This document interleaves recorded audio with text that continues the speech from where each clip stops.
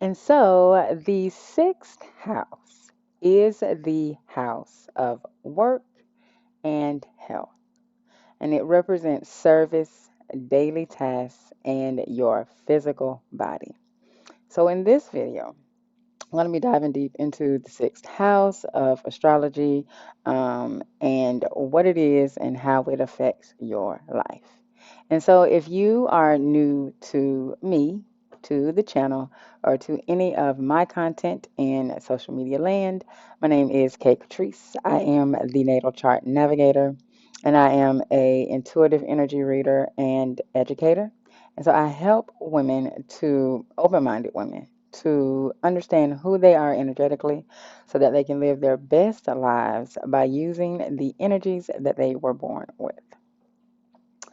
And so, jumping right into it, what is the sixth house in astrology? Well, the sixth house in astrology, it rules our day-to-day jobs as well as the service that we provide to others. Okay. And so this area, this sign, this house is ruled by um, Virgo. Virgo is the natural zodiac sign that sits on this house, and the ruling planet for this house is the planet Mercury, because Mercury is the ruling planet of the sign of Virgo. Okay, and so this area here is focused on the small picture, the routines, the chores, and all the little steps that necessary to make that are necessary to make big changes in our lives. Okay, our physical, emotional, and mental health are all greatly influenced by this region, and so improvement is always the objective of the sixth house. And here is where we put our eggs aside to make ourselves useful to the world around us. Okay. And so, if whatever sign is on the sixth house, is how this house will be expressed. And then if you have any planets in this house, that's going to be the secret sauce. That means that this area of life is um, more a little. You put more focus on this area. You should put more focus on this area of life, um, because there's a purpose. There's a reason for it to as far as your life path goes. Okay. Now, no matter what sign is on this house, it's always going to have a Virgo type flair to it. Okay. And so, some key themes for the sixth house: work and service, daily routine, health and well being, your habits, your tasks and duties, and then any self improvement. Okay. Because Virgo energy is all about improving yourself. It's a very perfectionistic energy, and so it's all about improvement and becoming better. Okay, and so after the ego is inflated in the fifth house. Okay, and if you did not watch the fifth house, if you just watched this and didn't watch the other ones, I'm gonna put the you're going to need to go back and watch all of this. Now, if you are just brand new to astrology and you're like, what the hell is she talking about? I'm also going to put in link here the playlist for the astrology basics so that you can start there so that you can get an understanding of astrology. Just the basic foundation, the basics foundations, and then come back to this series so that you can go a little more in depth. Okay. And so the sixth house is where we learn how to better ourselves and be of service to the collective. And so this is the last house of the personal houses before we move to the transpersonal. Okay. So houses 1 through 6 are all about you. Okay. They're all about you and how you navigate life. Okay. And when we move into houses 7 through 12, that is about the transpersonal. That is about how we relate to others. Okay. And so in this house, you purge the self centered disposition that began in the first house in order to enter into relationships in the seventh house. Okay. And so improvement is a key theme of this house. Okay. Your drive to improve your own life as well as others. Okay. And so, information in this part of your birth chart describes your approach to service and how you help those around you. Okay. Um, so, your daily jobs are a big part of this arena. And so, now the 10th house, okay, I don't want you to get confused with the 10th house. This is like your daily work. This is what you do for, like your day to day things. Okay. 10th house is your career goals. Okay. So, like, say you're an attorney, okay? This house would rule, okay, how do you conduct your day-to-day work area, your day-to-day work tasks within your career of being an attorney, okay? And so the sixth house is about the hands on work that you do day in and day out. It rules ordinary duties, co workers, projects, and workspaces. Additionally, it highlights the mundane activities that keep your life humming, like chores, errands, and to do lists, which are all key things that Virgo energy is very, very good and particular about. And so another aspect of improvement is that of your own personal well-being. The sixth house also rules healing matters from diet and exercise patterns to mental and physical wellness. And it describes the daily habits that contribute to your health, as well as your general approach to maintaining and purifying your personal spaces. And so, if you're having any health issues, and you need or you're looking for guidance on your path towards healing and self-improvement, the sixth house is where you can start looking for the answers that will help you. Okay. And so now, if you have any planets in the sixth house, these planets shape your daily life from your work environment to the health of your body. Okay. And so, if you have the sun in the sixth house, it's very possible that your identity is closely attached to your work, and you may even be a workaholic. Try not to be so hard on yourself because perfection is overrated, and there is no such thing as perfection. Okay. If you have your moon here in the sixth house, you are a natural helper and you find purpose in being of service. Fixing things for others can become a distraction from your own feelings of not being good enough. And so you may equate your service to others as a measurement of whether you are good enough or not. And so you really want to be careful of that because you are good enough just because who you are. Okay. And so what you do or don't do for others does not equate to whether you are good enough or not. And so with Mercury in the sixth house, now Mercury actually rules this house. So Mercury works optimally in the sixth house. With your meticulous mind and sharp attention to detail, nothing slips through the cracks.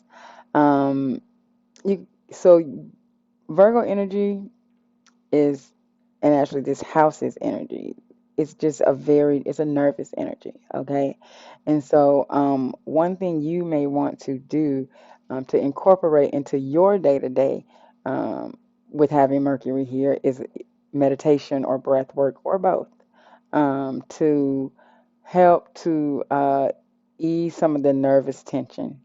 And you also could learn to delegate tasks that are not of your highest use of energy.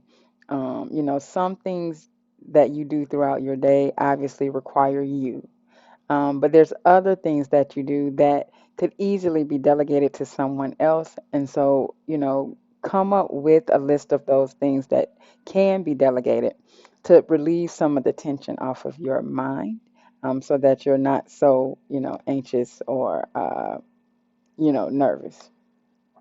And so if you have Venus in the sixth house, despite being somewhat pragmatic around love matters, you can be very attentive to your lover's needs, but be mindful not to become too self-sacrificial with the ones that you love. Okay, it's all right for being there for people, but don't become a martyr.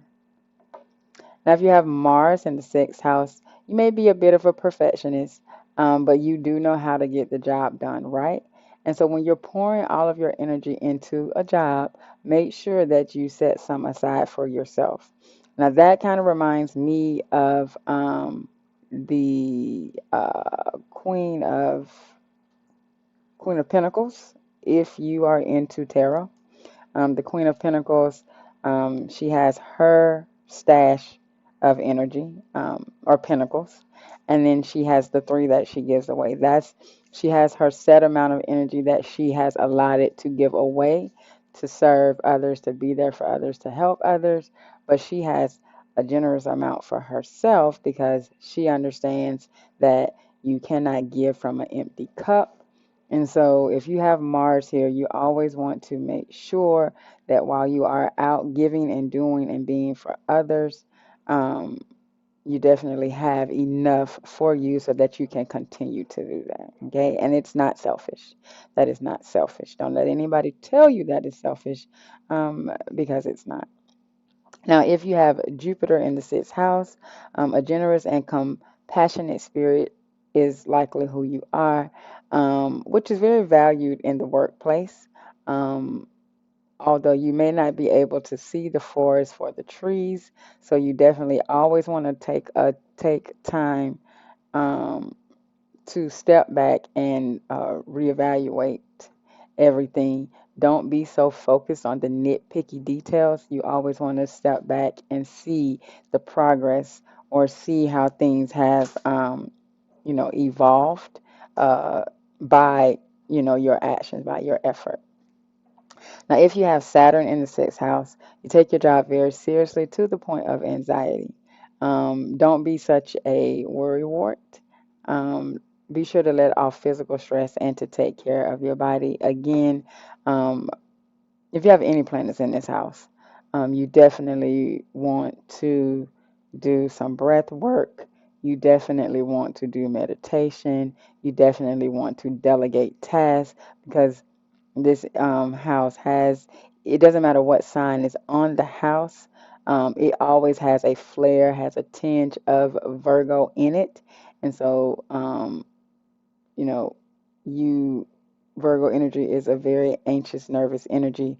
And so you definitely want to make sure that you are keeping yourself grounded.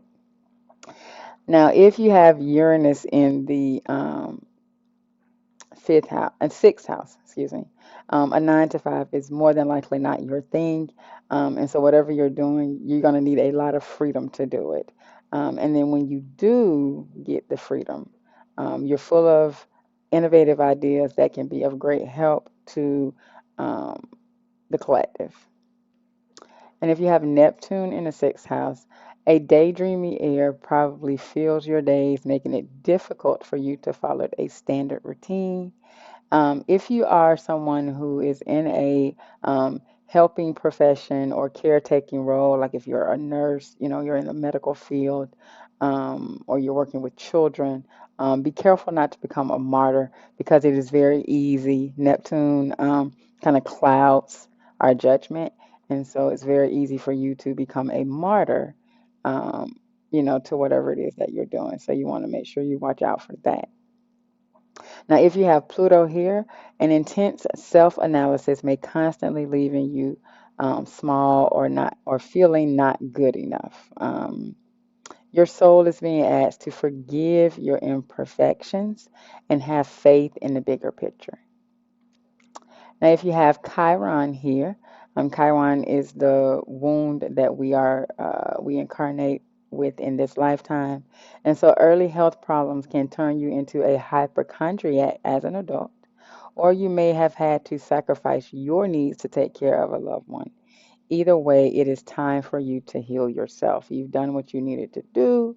If it was, involving taking care of someone else, you've done what you're needed to do, or if you are still taking care of someone else, um, you still have to remember that you cannot give from an empty cup.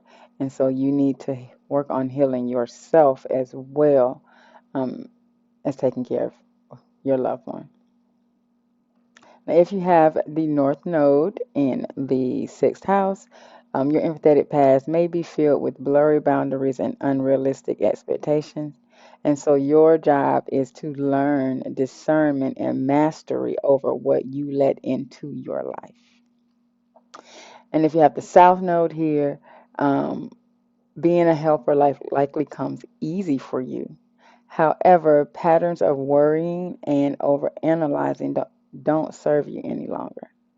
Learn to trust yourself and your divine plan. And I'm smiling because that's my um I have the South Node in the sixth house, and you know I am a worrier. I try not to be, um, but sometimes it's not as easy not to worry. It's easier to worry than not, and I don't overanalyze as much as I used to. Um, so I really am learning to trust me and who I am, and my divine plan. Um, you know, South Node is what you are, used to. I have Capricorn on the sixth house. Capricorn energy is all about achievement and status and work, and which means Saturn is the ruler of sixth house because it's the ruler of Capricorn. And so, sometimes there can be a lot of worrying um, on my part. But I'm better. I'm much better than what I was. But every day is a process. And so again, I tell you guys about me because one, it's like whatever, and two, it's like it's the easiest way for me to show you how astrology really plays out in your life by telling you about mine. Because I got into astrology. Uh, I've always liked it, but I got into it, trying to figure out, trying to learn about who I am in this lifetime, and it just kind of, went from there. And so, if, when, not if, but when. So when planets transit the sixth house, okay? So when planets are transiting your sixth house, you're not going to ignore it. You're definitely going to feel it. Like right now, Pluto is in Capricorn, okay? And that is my sixth house. So there has been a lot of revamps and changes made in my day-to-day routine, and I'm still going to be making more changes. Pluto is now direct, so things don't feel as chaotic as they did when Pluto was retrograde. And so, now it's like coming up with a system and putting a system in place in order to maximize my day. Um, is starting to become a lot easier. So you definitely feel when planets are transiting your houses, okay? Um, and so it now depending upon the planet that's transiting your house. So like if you have Aquarius in the fifth house, sixth house, excuse me, Saturn is currently transiting Aquarius, and so you're gonna feel that, okay, within your life, this life area, okay.